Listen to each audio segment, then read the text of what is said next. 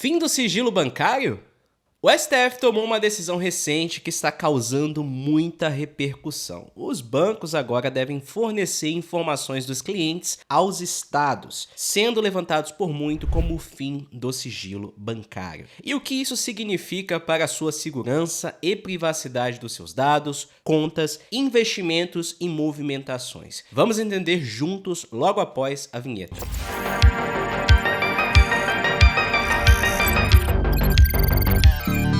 Eu sou o Vitor Pio, bem-vindo ao Privacy Map, like, inscrição para continuar recebendo novos vídeos de segurança e privacidade e segue a gente também lá no Instagram, @PrivacyMap. O Supremo Tribunal Federal validou por 6 votos a 5 um convênio do Conselho Nacional de Política Fazendária, o CONFAS, que obriga instituições financeiras a fornecer dados de clientes, tanto pessoas jurídicas quanto pessoas físicas, aos estados nas operações de recolhimento do ICMS por meios eletrônicos, por exemplo, informações sobre transações via Pix, cartões de débito ou crédito. Os fiscos estaduais argumentam que o compartilhamento de dados é necessário para que o Estado possa cumprir seu dever de fiscalização e arrecadação. Já a Confederação Nacional do Sistema Financeiro, CONSIF, que saiu derrotada aqui, ajuizou que a norma viola a garantia constitucional do sigilo bancário. Mas o que isso significa para as suas finanças? Primeiro, que essa decisão vai mudar bastante o cenário financeiro e legal do país. Até hoje, todas as transações que você fazia com Pix, cartão de crédito ou débito não eram informadas diretamente para a Receita Federal ou para outros órgãos governamentais. Em alguns casos, eles só poderiam acessar esses dados se houvesse indícios de alguma irregularidade.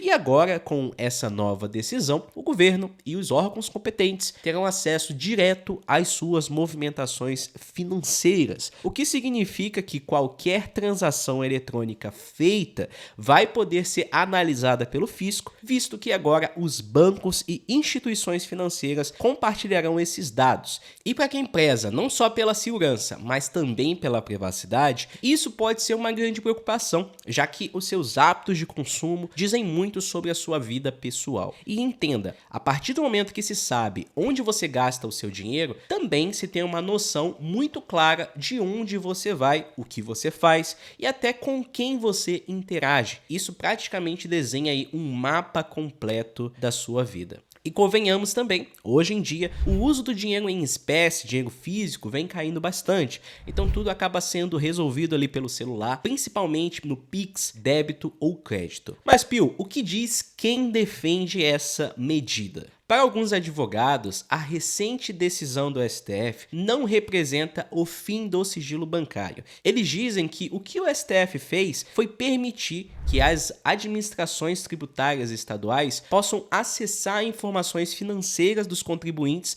mas apenas com o objetivo de fiscalizar o cumprimento das obrigações fiscais, podendo ajudar aí na identificação de fraudes, lavagem de dinheiro e outros crimes. Ou seja, segundo eles, o acesso aos dados bancários é restrito e controlado, sendo utilizado exclusivamente para fins fiscais, e não de forma irrestrita ou ilimitada, o que eu sinceramente duvido muito.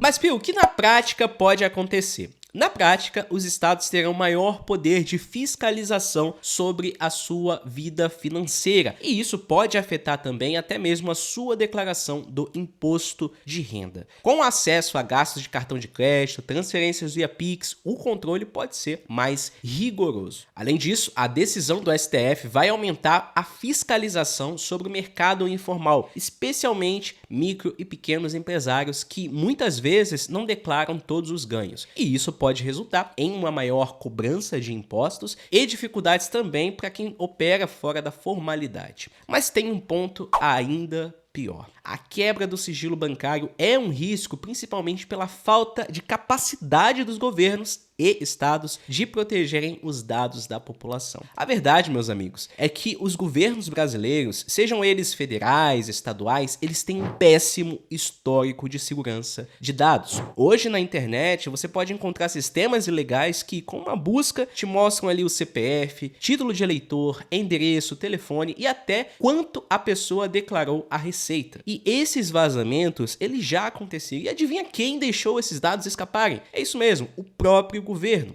Ou seja, confiar que essa nova medida de acesso às suas informações financeiras não vão vazar, não vão ficar públicas, é um otimismo perigoso. E a minha previsão?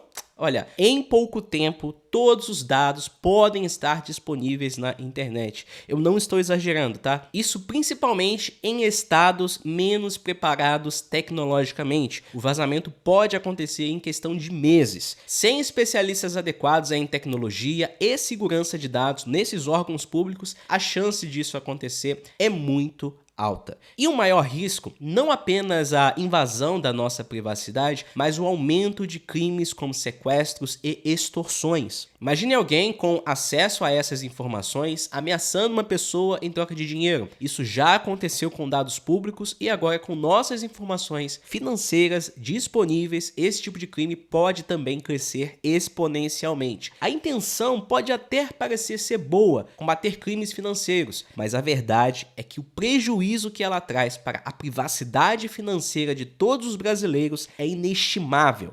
Não só a privacidade, mas também a segurança de todos nós. Pessoal, crimes se combatem com investigação dos suspeitos e não com vigilância sobre toda a população. Toda vez que uma proposta vem para trazer vigilância sobre toda a população para resolver algum tipo de problema, pode ter certeza que essa não é a melhor proposta. Mas, Pio, o que pode acontecer no futuro? Olha, sendo até mesmo um pouco pessimista, a tendência para o futuro do Brasil parece ser uma intensificação da vigilância governamental sobre os dados dos cidadãos. O exemplo do cadastro positivo que falamos no último vídeo, vou deixar aqui no card, é um bom indicativo dessa direção. Antes, apenas quem tinha o nome negativado era incluído em um banco de dados de devedores. Agora, todos os cidadãos são inseridos compulsoriamente nesse sistema, mesmo que não tenham problemas financeiros. A ideia de promover, entre aspas, um score positivo parece ser vantajosa à primeira vista, mas na realidade envolve um compartilhamento de dados em larga escala. Com essas novas tecnologias, o governo e as empresas passam a ter mais informações sobre o comportamento de consumo, hábitos de pagamento e até dificuldades financeiras da população, criando ali uma base de dados gigantesca que pode ser usada para diferentes fins e nem sempre benéficos para o cidadão. E, infelizmente, a tendência é que esse tipo de monitoramento aumente, especialmente com a evolução das tecnologias financeiras, o uso massivo do Pix, do Open Finance e assim por diante. Para o futuro,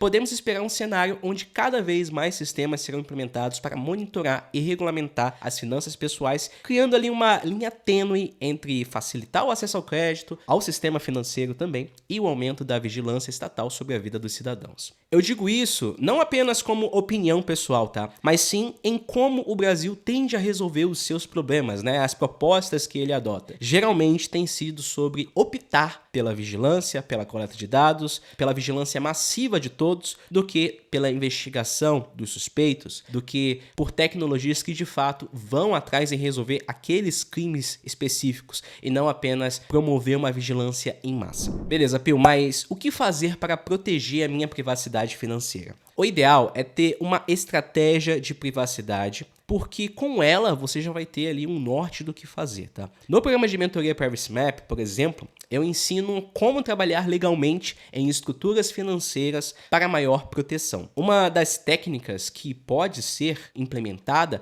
é ter contas offshore, ou seja, abrir uma conta em outro país com melhores leis de proteção à privacidade financeira, com políticas mais rígidas aí contra esse compartilhamento de informações. E eu não estou falando de fintechs que tem ali um pezinho no Brasil e um pezinho no exterior. Apesar dessas empresas terem um papel muito eficiente em ajudar o brasileiro a internacionalizar e ter uma conta em dólares ou até mesmo uma conta em euros, quando falamos em sigilo, não é por aí que você vai encontrar. Outra dica é investir em sistemas financeiros alternativos usando moedas e protocolos de privacidade consolidados. Para operar também em real brasileiro, entender as questões de privacidade do Open Finance, Pix, cadastro positivo também pode ser um bom começo. Tudo isso para que dentro da legalidade você possa não só ter mais proteção ao seu patrimônio, mas também da sua privacidade e segurança, não só digital, mas agora também física, impedindo aí o acesso e o uso das informações por parte de criminosos. Mas eu quero saber de você o que você acha sobre tudo isso. Deixa a sua opinião aqui embaixo, comenta, você concorda comigo, discorda?